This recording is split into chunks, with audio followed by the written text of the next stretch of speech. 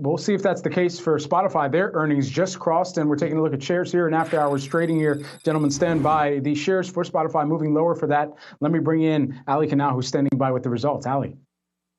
Brad, it's a bloodbath on Wall Street right now when it comes to Spotify earnings. After hours, the stock is down nearly 22% after the company reported fourth quarter earnings. But one metric that investors really zoning in on is that monthly active user number for the first quarter of 2022. Spotify says they expect 418 million versus the estimate of 422 million. Now, Spotify did beat on the top line with total revenue coming in at $3.025 billion, an increase of 24% year over year and 8% quarter over quarter. Premium revenue also up over 22%.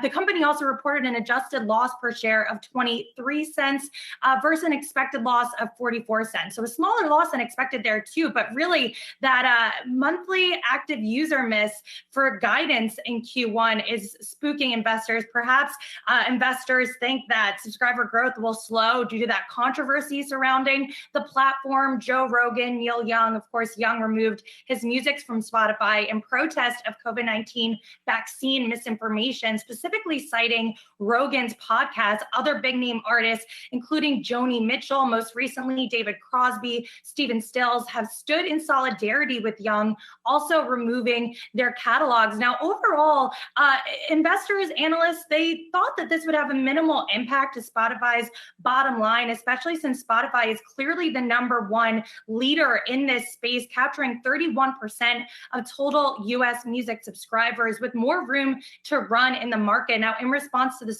backlash, Spotify did release its platform policies public for the first time, in addition to adding a content advisory to any podcast episode about COVID-19, although the platform did reiterate that it will, quote, not take on the position of a content censor. Quickly glancing through this earnings report, I don't see any mention of this backlash or the controversy. However, I guarantee you that it will come up in the earnings call later this afternoon. But again, taking a look at shares, they're down right now a little over 18%.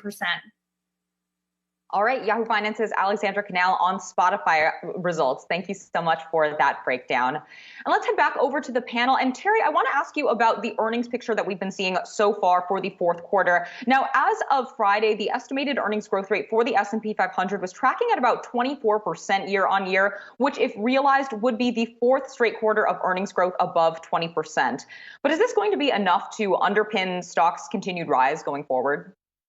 Nope. I don't think so.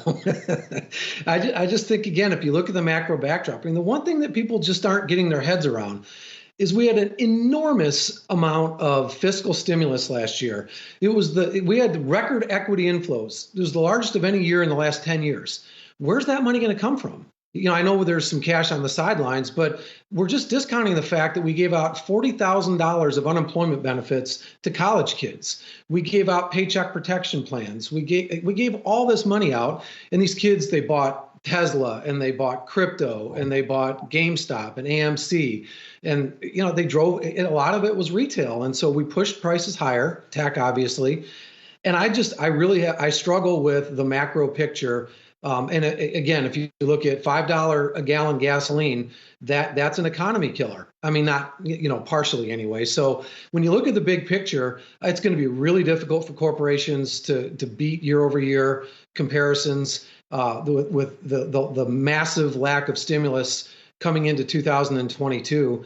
I think it's going to be a rough year for stocks. It doesn't mean we're going to, fall apart. It just means that I just don't see a lot of growth in that space. I think this is a year where you have to manage your risk.